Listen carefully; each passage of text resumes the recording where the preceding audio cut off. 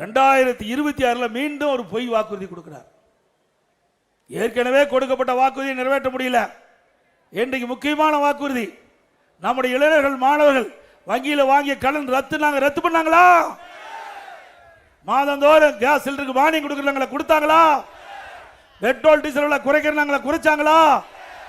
குடும்ப அட்டைக்கு கூடுதலா சக்கரை வர்க்கங்களா ரேஷன் கடையில் போடுறாங்களா? போட்டாங்களா?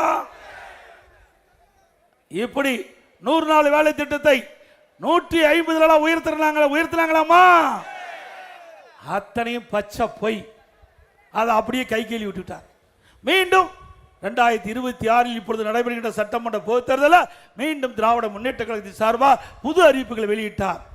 ஆக இப்படி மக்களை ஏமாற்றுகின்ற அரசுதான் திராவிட முன்னேற்ற கழக அரசு என்பதை நேரத்தில் நாம் எண்ணி பார்க்க வேண்டும்.